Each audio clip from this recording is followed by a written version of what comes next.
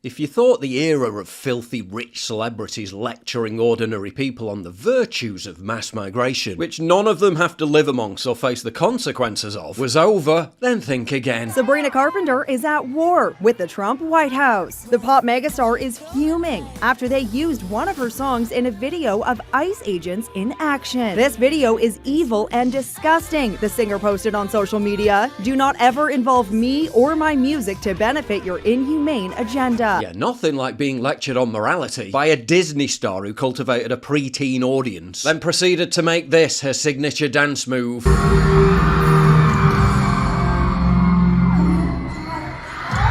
Made this her album cover, referred to herself as looking like a child followed by a gross innuendo, subjected minors to weirdly awkward questions about their love life live on stage in front of thousands of people, made music videos prancing around a Catholic church in skimpy outfits while fantasizing about offing people, and having garnered a substantial fan base of literal children, proceeded to release song after song based on hypersexualized lyrics. The very same song she's mad about the White House trolling her with, exposing kids to utter degeneracy. Yeah.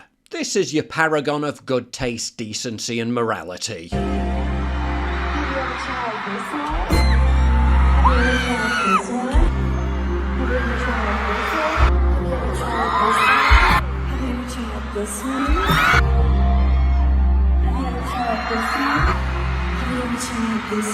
The poster child for the utterly sick and depraved hellscape that is the music industry is going to get on her high horse to wag a finger at you about what's evil and disgusting. Give me a break. We realize that you can get fuzzy pink handcuffs like in bulk. Sabrina Carpenter lives with 24/7 security. Big burly guys who will shove anyone out of the way, even hitting them in the face if they get anywhere near her. But she's gonna virtue signal about the immorality of violent criminals being removed from your community.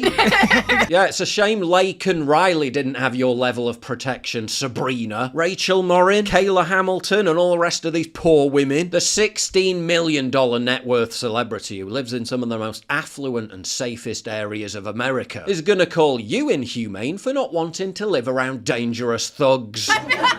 Just bathe for a second in the sheer unbridled wanton hypocrisy of a woman who wants you to live with open borders, yet lives in a $10 million penthouse guarded by round-the-clock security, which you can't even access if you're not a celebrity.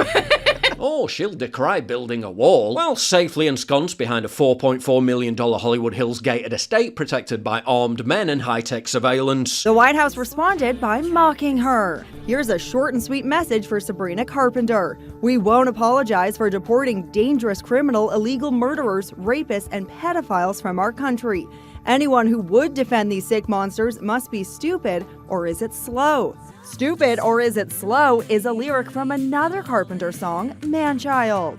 Stupid, or is it slow? Sabrina's response? This Instagram post. Yeah, try holding the knife the right way round, love. She really should have listened to Jennifer Lawrence. But as we've learned, election after election, celebrities do not make a difference whatsoever on who people vote for. Now, if you want to expose yourself to some actual morality, check out this book, 10 Questions for James. It's got a 4.8 out of 5 star rating on Goodreads. I found it really enlightening, and I think you will too. It'd make a really good Christmas gift, so check it out. You're telling me you're an angel? Yes. And God sent you to answer any 10 questions of my liking? Yes. Prove it.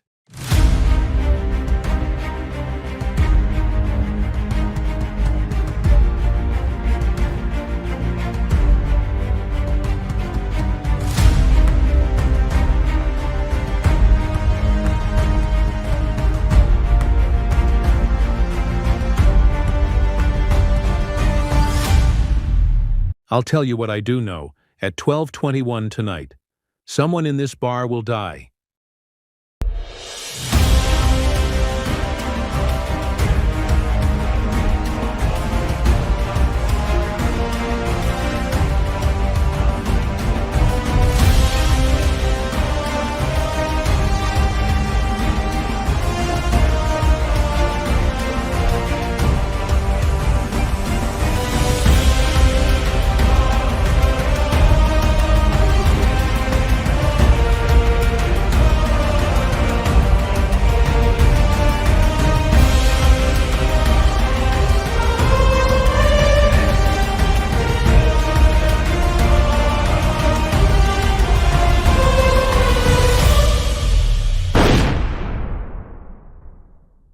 What is it you want, James? Really?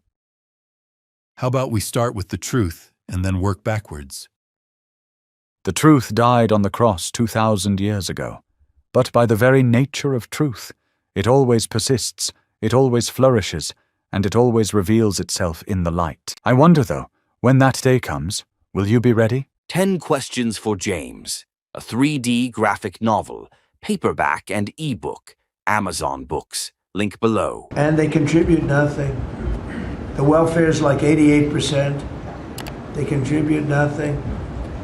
I don't want them in our country, I'll be honest with you, okay? Somebody would say, oh, that's not politically correct. I don't care. I don't want them in our country. Their country's no good for a reason. Their country stinks. We're going to go the wrong way if we keep taking in garbage into our country. Ilhan Omar is garbage. She's garbage. Her friends are garbage. These aren't people that work. These aren't people that say, let's go, come on, let's make this place great. These are people that do nothing but complain. But when they come from hell and they complain and do nothing but bitch, we don't want them in our country. Let them go back to where they came from and fix it. Somalis are not garbage. Immigrants and refugees from anywhere are people like you and me. They should not be demonised. This country is built on the backs of people who have come from other places. It's what our country is all about. Yeah, because Ben knows all about living around Somalis, doesn't he? Where's he live? Cedar Riverside, Minnesota? You live in a castle behind a wall far away from perpetual third world scammers. I live in Manhattan. Yeah, in a city with no major concentration of Somalis. In a $15 million luxury penthouse. In 2016, he dropped over $15 million on a house-sized condo in a brand new luxury building in the West Village. His full-floor property boasts well over 3,000 square feet with 4 bedrooms and many other high-class amenities. Yeah, not exactly surrounded by Somalis, are you, Ben? When your literal neighbours are rich supermodels and other celebrities like John Bon Jovi. I hazard a guess, there's not many Somalis knocking around Stiller's 33-acre mansion retreat in Westchester County either. Somali population? Virtually zero. Probably a distinct lack of East African migrants to encounter when you choose to live in the same neighbourhood as Bill and Hillary Clinton. Incredible. How about that $25 million 14-acre ocean view villa in Kauai? Meet many Somalis in Hawaii, Ben? I doubt it, given that there are literally zero living there. Somalis are people just like you and me. My brother in Christ, 99% of their girls and women have been subjected to FGM. They're really not like you and me. What's it like being a Muslim here in the United States? I'm not speaking English, only one Somali language. What does it mean to you to be a part of Islam? I don't know, I'm not speaking English very well. How are you? Do any of you speak English? English? No. Can women speak on camera? No. I kept going because I wanted to speak with some more of the elders here to see if they could share their story about coming here from Somalia and how they've seen the rise firsthand. However, none of them spoke English. How are you? Can I ask any of you guys some questions? No? Speak English? English no. No? Do any of you speak English? After a few interviews, somebody came up to us angry because we were asking people about the rise of Islam inside this community. My name is Dick Shirley. What are you doing? My name is Dick Shirley. I'm a YouTuber. We're doing a video on the rise of Islam here in the United States. The rise of Islam? Yeah, this conversation kept going for a few minutes, and he demanded that we deleted the footage of the interviews that we took here on the street. I said no, and he said, you better go, and we're going to make sure you leave. Maybe Ben can wax lyrical about the enormous contribution Somalis have made to my country, where almost half of working-age Somalians are economically inactive. 72% are in social housing, and they're 4 times more likely to commit sex offences than the British population. Ooh, what a contribution. Incredible. Yeah, let's build a country on the backs of people coming from what routinely ranks as the most corrupt country in the entire world. Fantastic idea. Incredible. Somalians didn't build the USA, they didn't even build Somalia. And as for garbage, Somalia.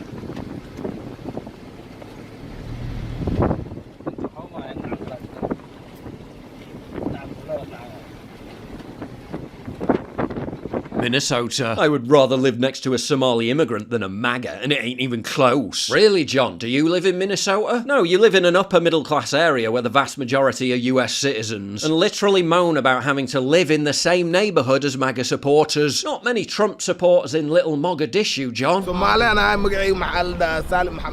We in Minneapolis, man. Murderapolis, bitch, get in tune. That was not the greeting we expected when we pulled into Cedar Riverside. Yet, strangely, you still prefer to live amongst MAGA. I mean, the least Ben and his ilk could do is go on a PR holiday showcasing the tranquility of Somalia. Then stay in a luxurious 5-star hotel resort and bang on about how wonderfully peaceful it all is. No, not even gonna do that? No. Then kindly shut the fuck up.